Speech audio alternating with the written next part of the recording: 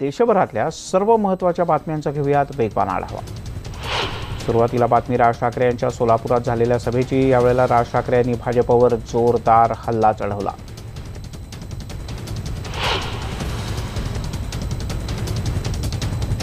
राज ठाकरे यांनी भाजपवर खरपूस टीका केली। मनसेच्या सभांवर घेतलेल्या आक्षेपाचाही त्यांनी समाचार घेतला। मनसेच्या सभांचा खर्च काढण्यापेक्षा मोदींनी किती थापा मारलेत ते मोजा, अशा शब्दात राज ठाकरे यांनी भाजपनं सभांच्या खर्चाबद्दल उपस्थित केलेल्या प्रश्नाला प्रत्युत्तर दिलं। डिजिटल गाव म्हणून केंद्र सरकारनं वारेमाप प्रसिद्धी केलेल्या हरिसाल गावाची पोलखोल राज ठाकरे यांनी आपल्या भाषणात केली। यावेळेला त्यांनी एक चित्रफीत सुद्धा सादर केली। हिंदू मिलवर बाबासाहेब आंबेडकर यांचं स्मारक उभारण्याची संकल्पना आपलीच असल्याचा दावा सुद्धा राज ठाकरे यांनी यावेळी केला। यावेळी बोलताना त्यांनी स्मारक उभारण्यापेक्षा सर्वात मोठं वाचनालय इथे उभं राहावं अशा प्रकारचा सल्ला दिल्याचंही सांगितलं। अभिनेत्री आणि भाजपच्या उमेदवार जयाप्रदा यांच्या विरोधात आक्षेपार्ह वक्तव्य केल्याप्रकरणी समाजवादी पक्षाचे नेते आझम खान यांच्या विरोधात गुन्हा दाखल करण्यात आला आहे। आझम खान यांनी अर्वाच्य शब्दात जयाप्रदा यांच्यावर टीका केली होती। यानंतर देशभरातून त्यांच्यावर टीकेची झोड उठली। आझम खान यांच्यावर 72 तासांसाठी निवडणूक आयोगानं प्रचार बंदी घातली आहे। त्यांनी केलेल्या अर्वाच्य टीकेनंतर निवडणूक आयोगानं ही कारवाई केली। आझम खान यांच्या आक्षेपार्ह विधानावर सुषमा स्वराज यांनी ट्विटरद्वारे तीव्र नाराजी व्यक्त केली। मुलायम भाऊ, तुम्ही पितामह आहात समाजवादी पक्षाचे। तुमच्या देखत रामपूरच्या द्रौपदीचं वस्त्रहरण होत आहे। तुम्ही भीष्माप्रमाणे गप्प राहण्याची चूक करू नका, असं ट्विट त्यांनी केलं आहे। मनेका गांधी यांच्यावर निवडणूक आयोगानं प्रचारबंदी घातली आहे। मनेका यांच्यावर 48 तासांची प्रचारबंदी आयोगानं घातली आहे। योगी आदित्यनाथ आणि मायावती यांच्यावर सुद्धा निवडणूक आयोगानं मनेका गांधी यांच्यात सारखी कारवाई केली आहे। दुसरीकडे जीव सैल सोडण्याचा फटका उत्तर प्रदेशचे मुख्यमंत्री योगी आदित्यनाथ यांनाही बसलाय। त्यांच्यावर 72 तासांची प्रचारबंदी निवडणूक आयोगानं घातली आहे। तर बसपाचे प्रमुख मायावती यांच्यावर सुद्धा अयोग्य वक्तव्यासाठी 48 तासाची प्रचारबंदी घालण्यात आली। निवडणूक आयोगानं घातलेल्या बंदीवर मायावती यांनी आयोगासाठी हा काळा दिवस असल्याचं म्हटलंय। निवडणुकीच्या रणधुमाळीत काँग्रेसनं पुन्हा एकदा भाजपचे नेते BS येडियुरप्पा यांच्या आडून पंतप्रधान नरेंद्र मोदी यांच्यावर निशाणा साधलाय। 2012च्या आधी मुख्यमंत्री असताना येडियुरप्पा यांनी भाजपच्या बड्या नेत्यांना लाच दिली होती असा आरोप काँग्रेसनं केलाय आणि पत्रकार परिषदेत त्यासाठी काही कागदपत्र सुद्धा सादर केली। ही सगळी कागदपत्र ज्या डायरीतून मिळाली त्यात कोट्यावधींचा हिशोब लिहिण्यात आल्याचा दावा काँग्रेसनं केलाय। ही डायरी भाजपचे नेते BS येडियुरप्पा यांनीच लिहिल्याचाही काँग्रेसचा दावा आहे। राफेल करारावर सुनावणी घेताना चौकीदार मोदी चोर है असं सर्वोच्च न्यायालयानं आपल्या निकालात म्हटल्याचं राहुल गांधी यांनी म्हटलं होतं। या प्रकरणी सर्वोच्च न्यायालयानं राहुल गांधी यांना अवमानना नोटीस बजावली आहे। येत्या 22 एप्रिलपर्यंत या वक्तव्याबद्दल स्पष्टीकरण द्या असे आदेश न्यायालयानं दिलेत। राहुल गांधी हा बेशरमपणा कधी बंद करणार असा सवाल भाजपनं केला। काँग्रेसचे खासदार शशी थरूर यांच्या कपाळाला 6 टाके पडले। त्यांच्या मतदारसंघ असलेल्या तिरुअनंतपुरम इथे एका मंदिरामध्ये त्यांची तुला सुरू होती, पण दुर्दैवानं तराजू तुटला आणि तराजूचा वरचा लोखंडी भाग थरूर यांच्या कपाळाला लागला। निवडणुकीच्या काळात उमेदवारांची संपत्ती, पक्षाकडे असलेला निधी याची सगळ्यात जास्त चर्चा होते। यावेळेला निवडणुकीच्या धामधुमीत कोट्यावधी रुपये जप्तही होतात, पण कोणत्या पक्षाकडे सगळ्यात जास्त बँक बॅलन्स आहे, अर्थात कोणत्या पक्षाकडे बँकेत सगळ्यात जास्त किती पैसे आहेत याची चाचपणी निवडणूक आयोगानं सुरू केली आहे। या यादीत भाजप वरच्या स्थानावर असेल असं तुम्हाला वाटेल, पण भाजप नव्हे तर मायावतींच्या बहुजन समाज पक्षाकडे सर्वाधिक बँक बॅलन्स आहे। बसपाच्या खालोखाल समाजवादी पक्षाचा नंबर आहे, काँग्रेस 3ऱ्या तर भाजप 5व्या क्रमांकावर आहे। बातमी उत्तर मुंबईतून काँग्रेसच्या लोकसभेच्या उमेदवार उर्मिला मातोंडकर यांच्या प्रचार सभेत मोठा गोंधळ झाला। उर्मिला यांचं भाषण सुरू असताना अचानक काही जणांनी मोदीच्या घोषणा सुरू केल्या। यामुळे संतापलेल्या काँग्रेस कार्यकर्त्यांनी घोषणाबाजी करणाऱ्यांना मारहाण करायला सुरुवात केली। दरम्यान गदारोळ करणारे कार्यकर्ते भाजपचे नव्हते असा दावा भाजपचे विद्यमान खासदार आणि उमेदवार गोपाळ शेट्टी यांनी केला आहे। तर या सगळ्या राड्यानंतर आपल्या जीवाला धोका असून पोलीस संरक्षण पुरवावं अशी मागणी उर्मिला मातोंडकर यांनी केली आहे। यानंतर राजकीय घडामोडींना वेग आला। काँग्रेसचे बंडखोर आमदार अब्दुल सत्तार यांनी मराठवाड्यामध्ये एकच खळबळ उडवून दिली। अब्दुल सत्तार यांनी हर्षवर्धन जाधव यांना पाठिंबा जाहीर केला आहे। हर्षवर्धन जाधव हे भाजपचे प्रदेशाध्यक्ष रावसाहेब दानवे यांचे जावई आहेत। ते औरंगाबाद लोकसभा मतदारसंघातून अपक्ष म्हणून निवडणूक लढवत आहेत। काँग्रेसकडून उमेदवारी न मिळाल्यानं नाराज झालेल्या सत्तार यांनी यावेळी पृथ्वीराज चव्हाण यांच्यावरही टीका केली। नांदेडमध्ये प्रदेशाध्यक्ष अशोक चव्हाण यांच्यासाठी काँग्रेस अध्यक्ष राहुल गांधी यांनी सभा घेतली। यावेळेला राहुल गांधी स्टेजवर येताच काँग्रेसच्या कार्यकर्त्यांनी चौकीदार चोर ह्याच्या जोरदार घोषणा दिल्या। विशेष म्हणजे न्यायालयानं राहुल गांधी यांना याच प्रकरणी नोटीस बजावली। राफेलच्या फेरसुनावणीच्या वेळेला चौकीदार मोदी चोर है असं सुप्रीम कोर्टानंच म्हटल्याचा दावा राहुल गांधी यांनी केला होता। या विरोधात भाजपनं आक्षेप घेतल्यानंतर 22 एप्रिलपर्यंत आपल्या वक्तव्याबद्दल लेखी स्पष्टीकरण देण्याचे आदेश सर्वोच्च न्यायालयानं राहुल गांधी यांना दिले। नांदेडमध्ये राजकीय कोंडीत सापडलेल्या अशोक चव्हाण यांच्या समोरच्या अडचणी आणखीन वाढलेत। खुद्द अशोक चव्हाण यांनीच याची कबुली दिली आहे। अशोक चव्हाण यांना चक्रव्यूहात अडकवण्याचा प्रयत्न होतोय। मात्र निवडणुकांच्या नंतर सर्वांना सरळ करेन, मला शिक्षा करू नका असं भावनिक आवाहन अशोक चव्हाण यांनी केलं। ते भोकर इथल्या सभेत बोलत होते।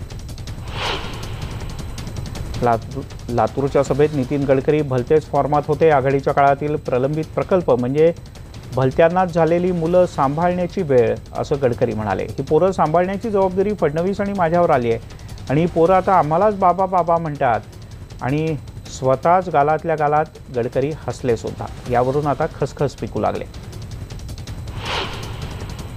आपल्या राजकीय मुत्सद्दीपणासाठी ओळखले जाणाऱ्या राष्ट्रवादीचे अध्यक्ष शरद पवार यांच्या मिश्किलपणाचा एक प्रत्यय आज आला।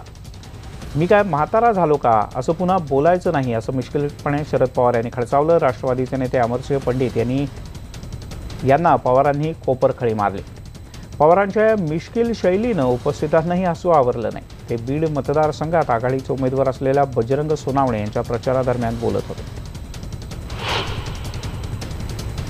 मनोहर पर्रिकर यांचे सुपुत्र उत्पल यांनी शरद पवार यांना जाहीर पत्र लिहिलंय। तुमची विधानं ऐकून आम्हाला अतीव दुःख झालं, कृपया अशी वक्तव्य करू नका असं उत्पल पर्रिकर यांनी म्हटलंय।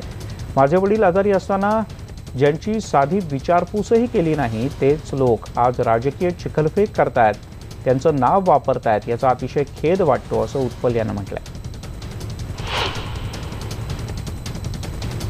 इकडे पालघरमधून शेट्टी गुल असंच म्हणावं लागेल, कारण पालघर निवडणूक निर्णय अधिकाऱ्यांनी बहुजन विकास आघाडीची फेरविचार याचिका फेटाळून लावली।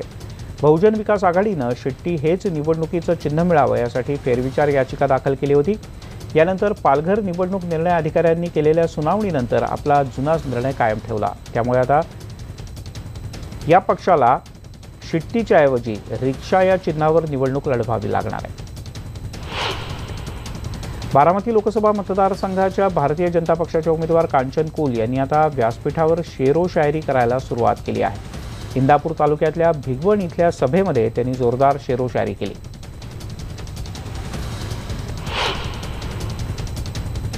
प्रकाश आंबेडकर यांच्या काँग्रेस गाढव आहे या टीकेवर सुशीलकुमार शिंदे यांनी प्रत्युत्तर दिलं। आम्हाला गाढव म्हणणाऱ्यांसारखीच आमची संस्कृती नसल्याचं ते म्हणाले। त्यामुळे त्यांच्याप्रमाणे मी कोणतेही गैरशब्द वापरणार नाही असं म्हणत सुशीलकुमार शिंदे यांनी प्रकाश आंबेडकर यांना टोमणे लगावले।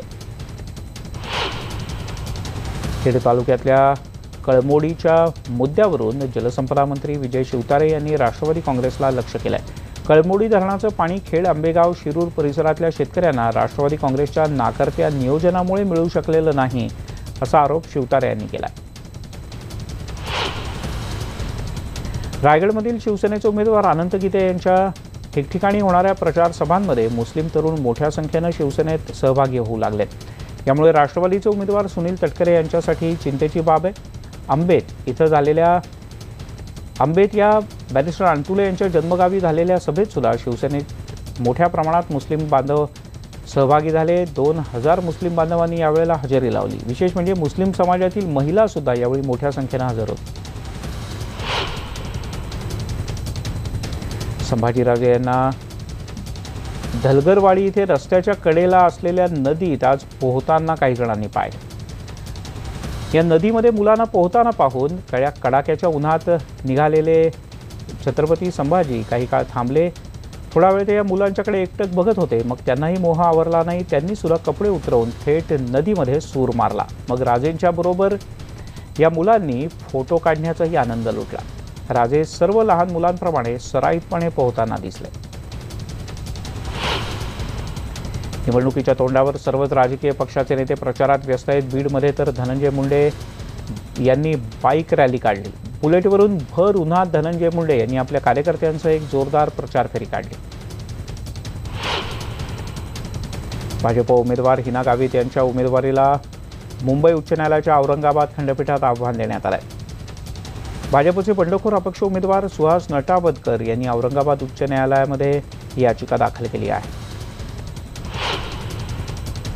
सगळे बडे नेते सध्या प्रचारात व्यस्त आहेत. 4 क्षण विश्रांती घ्यावी असं प्रत्येकालाच वाटतं. अमेठीमध्ये प्रचार करताना स्मृती इराणी एका रसवंती स्टॉलवर थांबल्या आणि उसाचा रस प्यायला. अजून कुणाकुणाला उसाचा रस हवा अशी विचारणाही त्यांनी कार्यकर्त्यांना केली. धुळे जिल्ह्यामध्ये साक्रीमधील तब्बल 25 आदिवासी गावांनी लोकसभेच्या निवडणुकीवर बहिष्कार घातलाय. 100% आदिवासी गाव असतानाही शासनाच्या चुकीच्या अहवालामुळे हे गाव अनुसूचित क्षेत्रातून वगळलं गेलं असा आरोप गावकऱ्यांचा. या ठिकाणी मतदान करून सुद्धा प्रश्न सुटत नसतील तर मतदान करायचं कशासाठी असा प्रश्न या गावकऱ्यांनी केला आहे. भिवंडीमध्ये मोठ्या प्रमाणावर पाणी टंचाई आहे. निवडणुकांच्या तोंडावर देखील या समस्यांच्याकडे नेते मंडळी दुर्लक्ष करतायत. मैंद इथे आदिवासी पाड्यांवरच्या ग्रामस्थांनी निवडणुकीवर बहिष्कार घालण्याचा निर्णय जाहीर केला आहे. तब्बल 1300 आदिवासींचा यात समावेश आहे.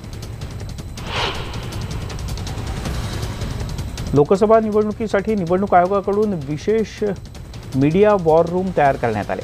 या वॉर रूममधून मीडिया, सोशल मीडिया, वृत्तपत्रांवर करडी नजर ठेवली जाते.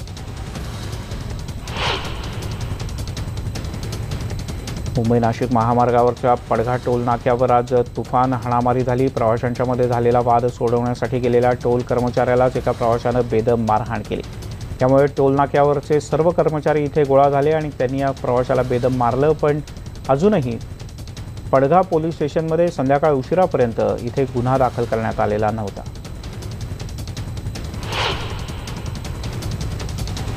जेट एअरवेजच्या पायलट, इंजिनियर आणि वरिष्ठ अधिकाऱ्यांनी आज मुंबई आणि नवी दिल्लीमध्ये आंदोलन केलं. गेल्या 4 महिन्यांपासून आमचा पगार झालेला नाही. जेटला वाचवण्यासाठी पंतप्रधानांनी मध्यस्थी करावी आणि 20,000 नोकऱ्या वाचवाव्यात असं आवाहन या पायलटनी केलं आहे. सध्या जेटची फक्त 7 विमानच उड्डाणं घेत आहेत, जी फक्त देशांतर्गत मार्गावरतीच वापरली जात आहेत. तब्बल 8,000 कोटी रुपयांचं कर्ज सध्या जेटवर आहे आणि यामुळेच कोणीही जेटमध्ये गुंतवणूक करायला तयार नाही.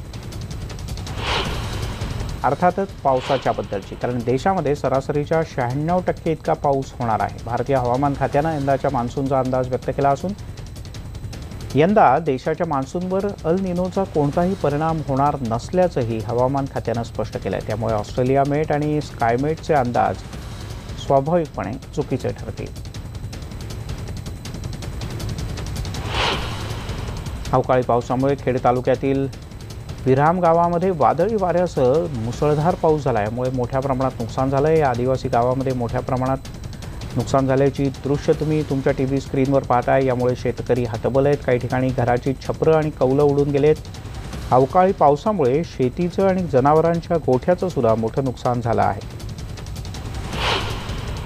पुरंदर तालुक्यात सासवड इथे आज 4 वाजण्याच्या सुमारास ढगांच्या गडगडाटासह पावसाला सुरुवात झाली. तब्बल तासभर मुसळधार पाऊस कोसळला. सोसाट्याच्या वाऱ्यासह गारांचा सुद्धा मारा भरपूर होता. यामुळे सगळ्यांचीच धांदल उडाली. व्यापारी वर्ग आणि परिसरातील शेतकऱ्यांची पावसामुळे धांदल झाली. बाजारपेठेत अनेक ठिकाणी रस्त्यावर पाणी पाहायला मिळालं. नागपूरच्या वाडी भागात वृद्ध दाम्पत्याची हत्या करण्यात आली. शंकर चंपती आणि सीमा चंपती असं या वृद्ध दाम्पत्याचं नाव आहे. घरात हे 2 जण राहत होते असं निष्पन्न झालंय. आरोपींनी डोक्यावर काहीतरी घाव घालून ही हत्या केली. दरोड्याच्या उद्देशानं ही हत्या झाल्याचा संशय पोलिसांनी व्यक्त केला. पुणे नगर महामार्गावर रांजणगाव इथं शिवशाही बसचा भीषण अपघात झाला. चालकाचं वाहनावरचं नियंत्रण सुटल्यानं गाडी रस्त्याच्या बाजूला असलेल्या झाडावर जाऊन आदळली.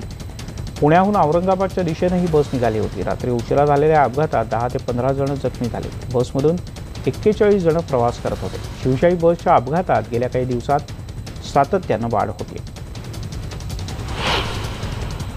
बुलढाण्यातील मेहकर डोनगाव या रस्त्यावर अंजनी फाट्याजवळ भीषण अपघात झाला। या अपघातामध्ये 5 जण जागीच ठार झाले तर 5 गंभीररित्या जखमी झालेत।